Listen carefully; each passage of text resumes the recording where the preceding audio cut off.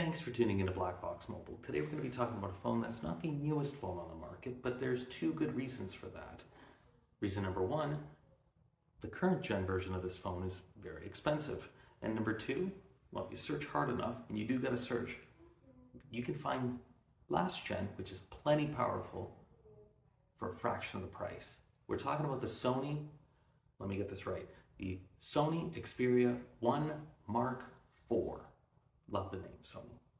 And here it is. So let's see how this phone holds up 1 year later.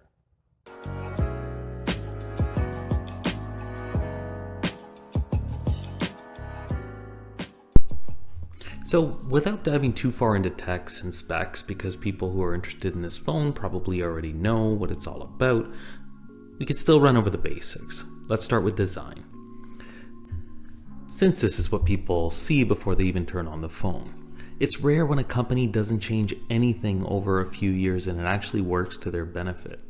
We have the purple color, and the fit and finish of the phone is nice. The matte is good for little fingerprints, and mainly the look and feel is premium. Holding the phone feels nice in the hand, but you may want a case. This thing is slippery. Camera housing is on the top left, and the screen and bezels are almost equally symmetrical for the back, and that's part of the best thing about this phone. So many manufacturers shoot for the best screen to body ratio, which looks nice, but actually removes features you may want, like better speakers. Sony gives you two full stereo speakers that actually shoot from the front of the phone and not from something like the side.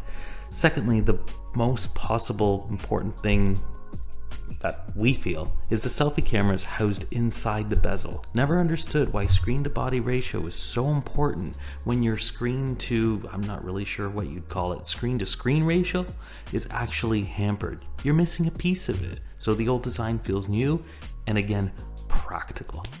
Keeping the headphone jack and removable storage is huge for anyone who appreciates options. So just remember those. So looking at the screen, what do you get? A 4K display, 120 Hz refresher rate. Want more? Well, just check out the GSM Arena link below. Overall, it's beautiful with natural colors, but one of the most manually adjusted screens one could ask for. Again, when manufacturers are scaling back on options, Sony is not. Now, to be fair, this new world of let me do it for you works well in most scenarios, but not all. Sometimes you may want your screen to run a little warmer, cooler, or saturated. You get it. Sony gives you the ability to cater the settings to what you want. After all, it's your eyes looking at the screen, and everyone's eyes sees things differently. Now, not all options are yours. You don't have the ability to switch from 120 to 60 or 90 Hertz. But the phone does bump up to 120 when it can, and it scales it back when it doesn't really need it. So if you do have that option on, that's pretty much it. The high refresher rate option is either on or off. Brightness is good in sunlight and all viewing angles. We heard some people had that green tint thing going on, but no issues here. Again, trying to zoom by, I don't think many would be too disappointed with this screen. So what complements a great screen? Great sound. Mentioning earlier, not just two regular speakers, but having them both powerful with stereo sound and facing forward makes listening experience very pleasurable. Now, they're not the loudest we've heard, but the good news is that at their peak setting, the sound doesn't come out all distorted or anything. There's a feature called dynamic vibration that vibrates the phone to the sound. It's not the most powerful, but it is a neat feature. LG did this with the G8, having their phone vibrate to the base of your ringtone. Have a listen to the speakers and let us know what you think of the sound.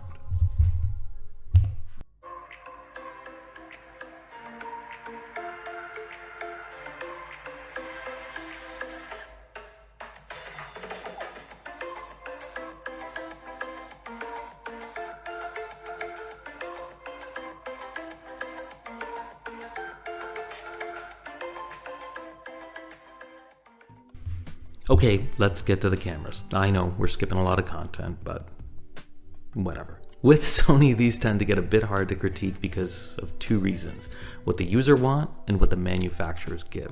Sony doesn't go the traditional point and shoot route and post processes everything, for you like Samsung, Google, or Apple. It's very robust in the sense that it lets you control so many aspects before the photo is taken.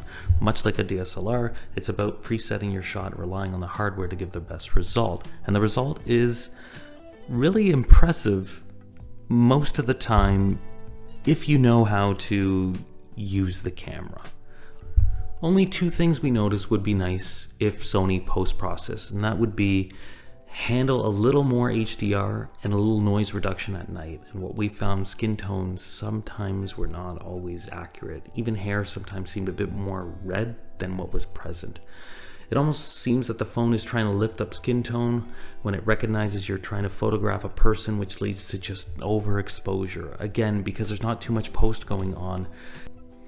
But again, this is using auto mode, which sometimes we need if we're taking a quick shot. Here's the good though, Sony actually helps you become a better photographer. Once you shoot a couple of images and know what it's like to work against the light, you slowly realize how to work with the environment and pick different angles to shoot in order to best capture your subject. Sure, a pixel will rework everything and give you a nice looking photo, but once you start pixel peeping, you start to notice how much work is going on behind the scenes, and it doesn't always work out so natural.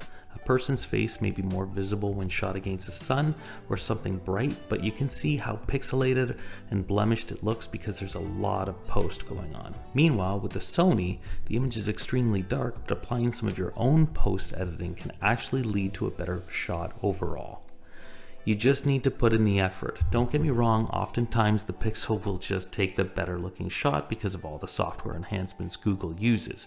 Its photo on blur is great, stabilization, popping the colors. Yes, it all looks way more pleasing at first glance, and sometimes overall. The Sony won't always give you the best result, but when it does, it's so much more natural and rewarding. Plus, when you edit, you can turn it into something way more professional looking. Here's the thing, it's a very technical experience. However, if you really want to point and shoot, you have the basic and auto mode, but you can also download the GCAM, and to be honest, it can pull off some very nice results. We'll leave a link below. People come out extremely detailed with the config setting that we used, and if they're close enough into the frame, it works. But the further you go, that's when some odd things start happening. But scenery and food or whatever you shoot looks fantastic. Again, we'll drop a link of the GCAM APK and the config files we used for anyone who wants to experiment a little. Just know when you're installing an APK, it's not from the Play Store. So you will be giving it that permission to install unknown devices in your settings. Anyways, enough about the Pixel. Let's get back to the Sony camera without comparison. Photos are usually well balanced with good detail and a nice level of sharpness all around. Night mode, they say doesn't exist, but it kind of does. Even in auto mode, the phone will keep the shutter working longer. There's again not much post work done, but you can make night look like day if you want, especially using the shutter mode in manual mode. A little bit of manual work. So many manuals. You don't have to read the manual. It kind of shows you some instructions before you access the app.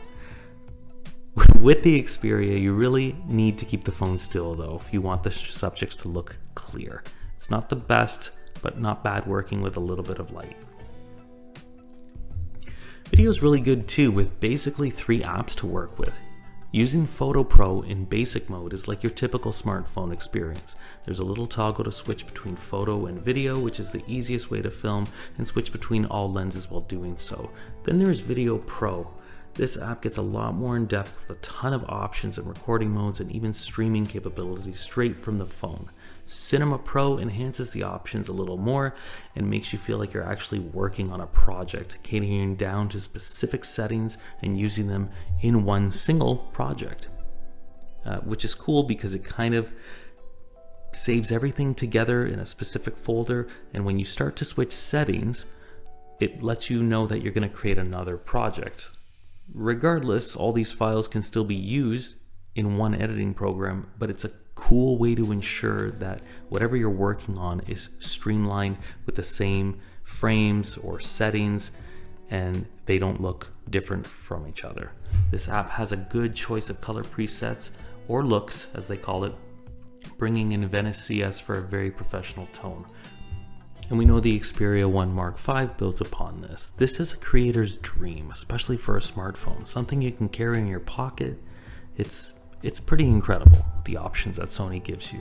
Moving on, slow-mo works really well. So many different frame rate options to choose from, switching from auto to manual focus, recording in HDR or SDR. The list continues, and this can easily be a 2-hour video. The only weird setting we found, especially in the camera, was in the more icon. These third-party like apps that the phone can do natively, but for whatever reason, in certain modes, it can't. Like having slow-mo when you can already have slow motion baked into the Video Pro and Cinema Pro apps. Portrait selfie when you already have bokeh mode in the rear camera. Definitely some odd choices on Sony's part, but overall the camera experience is like none other in the mainstream smartphone world.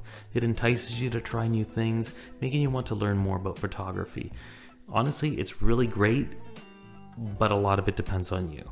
It's just definitely very capable. The hardware is great too. You need to tweak a little prior, maybe edit a little post, and you'd be surprised how much better your photos and videos can look. Haven't begun to scratch the surface of the Xperia 1 Mark IV, so maybe at a certain point we can revisit this. Is the phone worth it? It's pricey. At launch, even after, it seems a little bit hard to find a deal, but not impossible. You can. And at the right price, we think it's worth it. If you want a solid built phone with loads of options from cameras to screen settings to audio and removable storage without even using a tool, all wrapped up with a nice IP68 protection, we also need to say that Sony kind of has to stay in the game in order to keep some competition going. It's worth it at the right price, and always remember that prices can change. Anyways, we hope you guys like this video, and we will definitely catch you on the next one. Cheers.